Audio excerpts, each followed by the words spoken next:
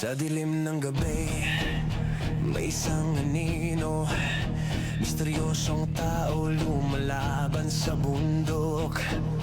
May mga mata na nakatitig sa...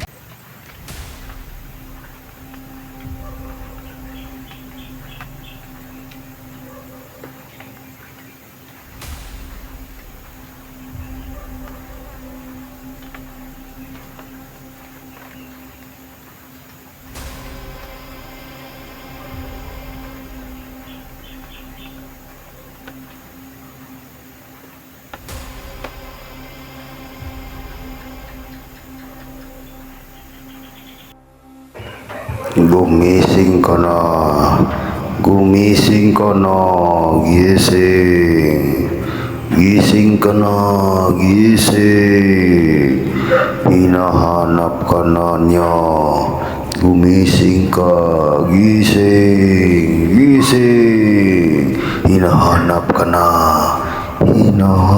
na niya, gising, gumising ka.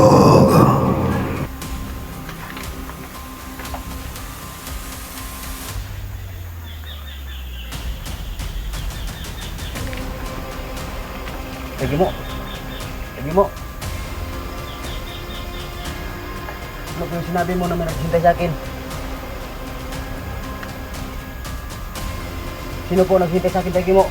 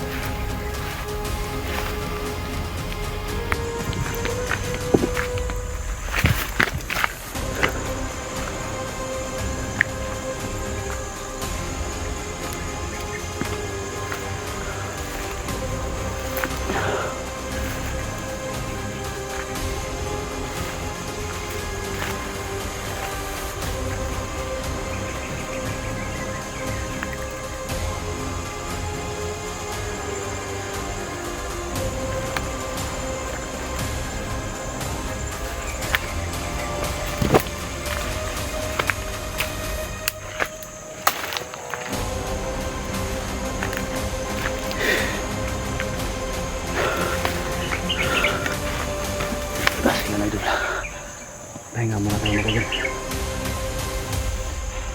Buti na lang ginising na naman tayo ni Tatay Gimo.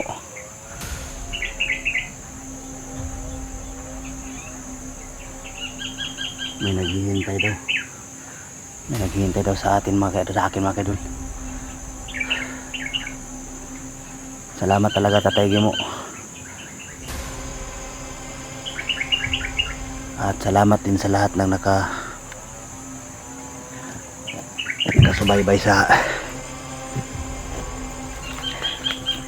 aking video, no. Maraming salamat sa inyong lahat mga kaidol, sa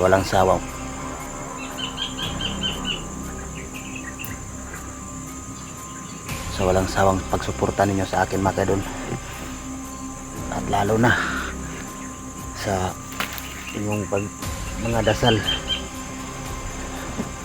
na sana maligtas ako sa kapahamakan.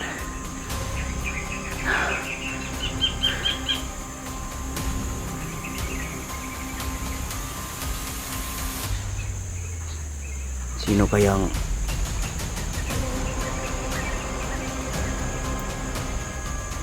kaya yung sinasabi ni Tatay Gimo nga may naghihintay sa akin?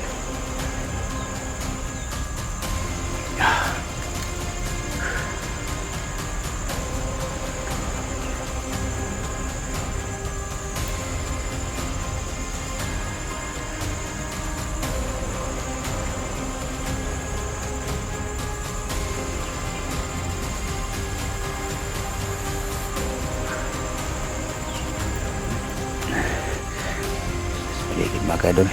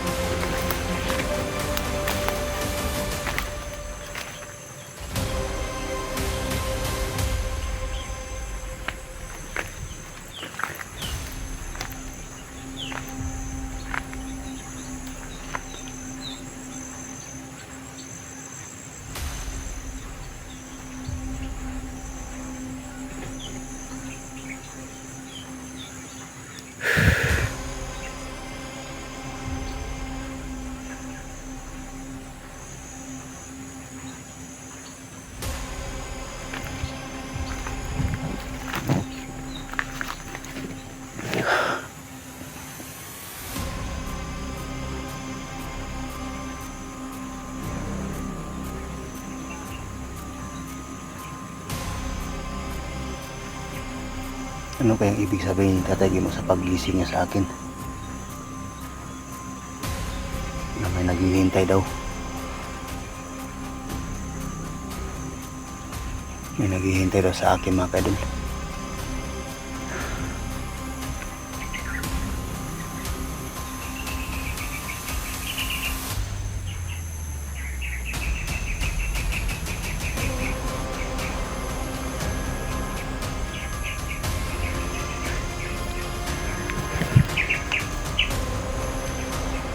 Sana kaya sila Master G at si Bro Max.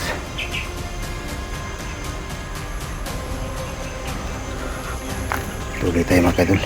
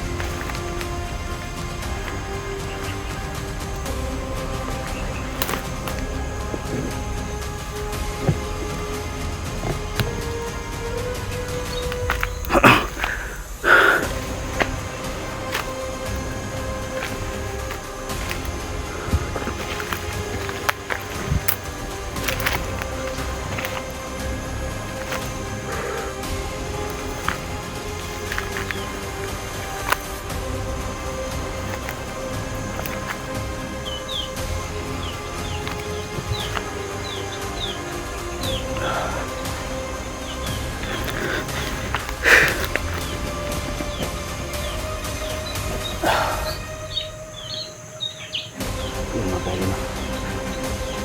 Pahinga muna tayo mga kaidol.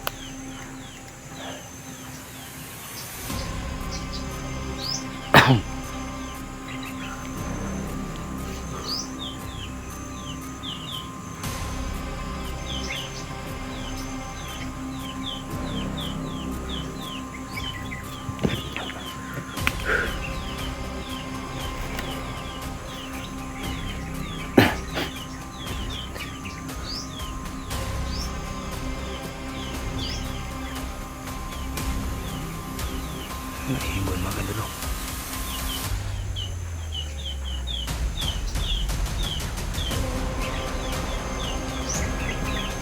Paligid.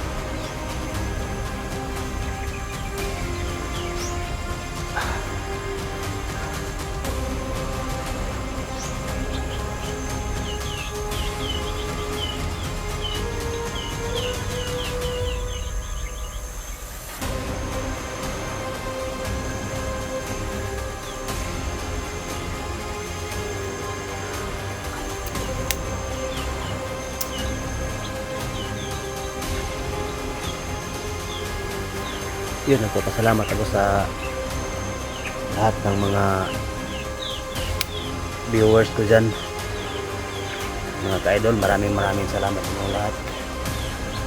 Palagi kayong naka support sa bawat video na aking ina-upload.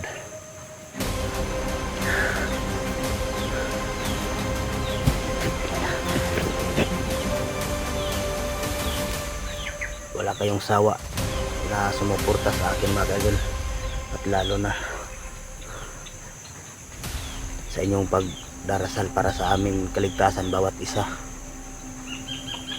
Hindi lang sa akin, lalo na sa aking mga kasamahan din, tulad na ni Bro Master J, Bro Max Tom. Maraming salamat sa inyong lahat mga kadol sa inyong pagdarasal.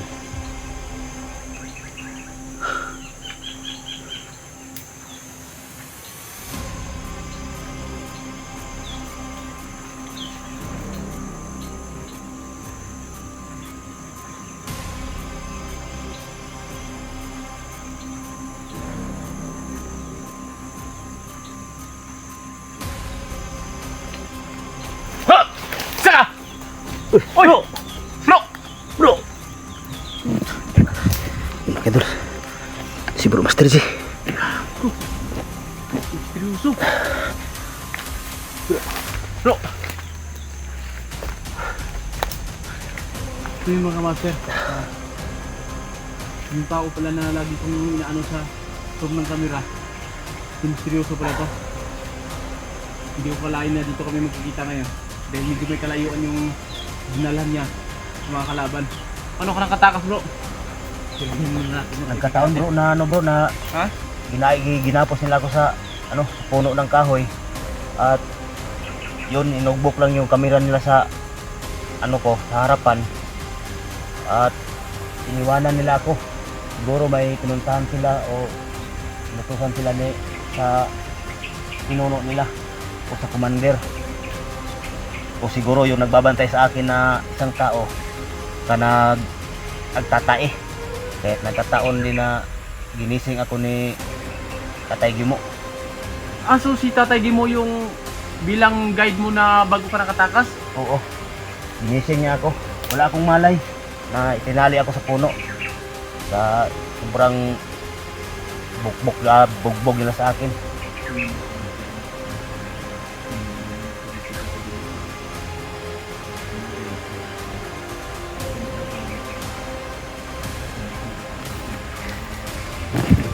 Maraming salamat bro. Yun pala, kaya pala kaninang madaling araw ginising din ako ni Tatay Gimo. Ang sabi ni Tatay Gimo sa akin na gumising daw ako kasi may naghihintay daw sa akin.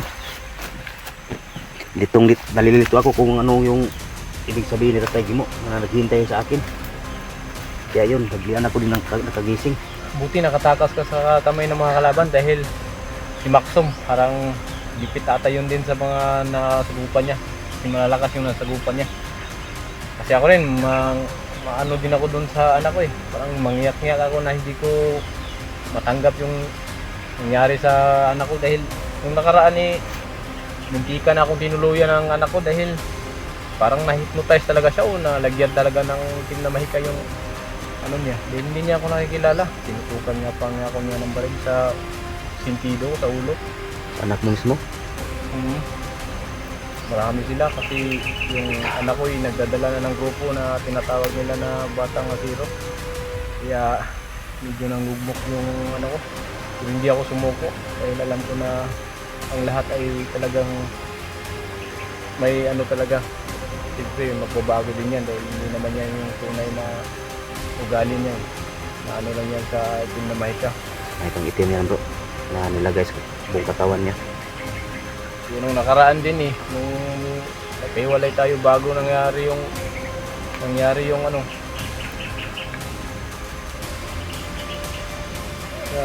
galing tayo dun kay Tatay Gimo.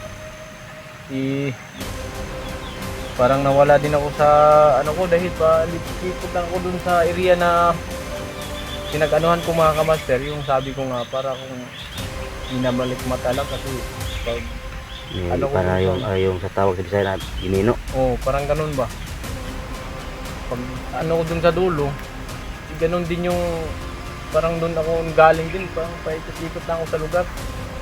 Buti na lang yung pintas dito lagi kong suot na galing kay Tatay Gimo nakatulong talaga. Lahat po nang naniniwala sa mga orasyon at sa naniniwala po sa anding-anding, shout out po sa inyong lahat. At dun mo naman po sa naniniwala ay nirespeto po din namin kayo sa lahat po hindi nila naniniwala sa mga ganyan. So kami po ay lagi po kami naniniwala dahil kami po ay lagi nagdadala ng mga ganitong bagay. Lalo na po dito sa mundo. Respeto lang po tayo sa lahat ng naniniwala at saka sa hindi naniniwala. Kasi magkaiba po yung mga opinion natin. So, isa lang pong sasabihin ko, ang higit po sa lahat natin malaking anting-anting po yung Panginoon. Sigunda lang po yung nasa katawan natin. Yung pinaka nasa taas po yung pinakamalaking anting-anting sa lahat. Panalig at pagdadasal lang po talaga bawat araw na ginawa namin. So ngayon, gawin natin ngayon. Buti nakita na tayo. So shout out pala sa mga lahat ng mga solid supporters ni Mysteration Tao 84. At magpapasalamat ako doon sa mga lahat na nag-visit sa akin na si Mysterioso daw ay nakawala doon sa kamay ng mga kalaban. So ngayon, hindi namin inasahan, dito kami nagtagpo dito sa gubat mismo dahil dito kami nakita, dito namin gagawin yung mga plano namin. So ngayon, nakaraan, medyo tagilid ako doon sa plano ni Dilubyo dahil ako'y ginawa ng babae. Sana makaplano tayo ng mas mahigit pa doon na hindi sa sablay. Doon ba sa dinalahan nila sa iyo bro ay may tawag dito? Alam mo ba yung daanan? Oh, alam ko bro yung daanan bro. Pwede natin siguro yung pagplanuhan, gapangin natin.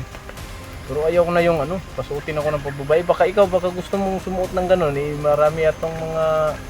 Ako? Oh, ikaw? Susuot ako ng pambabae. Siyempre, ako galing na... Ay, tatalab talaga kasi aagawan ka ng mga bandido tapos di naman nila alam na Hindi bagay sa akin bro, susuot ng pambabae bro. Alam ko yung saan dinala ni Dilubyo yung damit ng anak niya kasi ako yung nakatago nung pwede natin balikan yun. Mag-ingat-ingatan tayo para hindi tayo yung anuhan naman natin yung mga batang asiro. Linglangin natin ba? Okay lang ba sa'yo? Yung grupo ng anak mo? Oo, kasi yung mga matatanda na, yung mga grupo ni Amang at saka ni Kusak at saka ni Diablo, na yun, parang natandaan na yata ako. Pero yung mga grupong asiro, hindi nila alam yung ginawa ko yung dati. Pero mag-ingat tayo, nandito ko lagi sa likod mo, lang ako, tingnan kita kung anong mga bawat lalakaran mo. Tapos siyempre nakabantay na tayo lagi sa mga galawan mo. Buti yan bro, maghanap muna tayo ng pisto na mapag-usapan natin na mabuti talaga. Ha? At Pero talagang mabuti tayo. na yun kasi malalaman natin yun kung ang kukunin muna natin yung anak ko. Hindi tayo lulusob dun sa mga bihag nila dahil yung mga bihag nila nandun sa kamay ni Amang at saka ni Kusak, ni Diablo. Ang unang lulusobin natin para makuha natin yung anak ko, yun dun sa grupo ng mga asiro. Para siyempre mga kamaster, parang tatalasan na talaga namin yung paningin at saka yung loob namin, parang na talaga, ipopost na talaga namin yung lahat na diskarte na maisipan namin dahil pasukan ng mga bata na susunod na araw. Yung anak ko nandito pa sa bundok kaya kailangan na makuha at madala natin doon kay Tatay Jimo upang magamot at makapag-aral siya ulit. So lahat ng ito mga kamaster ay delikado at kailangan ko ng katuwang sa grupo sa plano na ito. Alam ko naman na nandito na si Mysterioso at siya ay ginabayan din ni Tatay Jimo. Hindi naman lang siya, ay halos naman po kami na binigyan ni Tatay Jimo ng tawag dito na anting-anting. Ginabayan niya man lahat. Hindi naman po lang isa o dalawa, lahat naman po kami. Wala po yung pinipili si Tatay Jimo. Kaya sana yung pagplanuhan namin ngayon makatulong ito sa sa mga gagawin namin hakbang para makuha namin yung anak ko. Pero sa ngayon ay maglakad muna kami, maghanap kami ng pwesto upang kami ay makapagpatuloy na makapag-usap na medyo may kalayuan dito sa pinanggalingan namin dahil medyo delikado dito. So saan ka ba dumaan nung medyo may kalayuan yung dinala sa iyo? Doon pa banda ko bro. Doon banda ko naman. Doon? Oo. Malayo talaga. So mga kamaster, maglakad muna tayo. Hanap tayo Hanap tayo ng pwede nating pag-istihan na pwede mahaba-habang usapan to Hindi. Yung mga kamaster. yun mga kaidol, no? Hindi ko kalain kung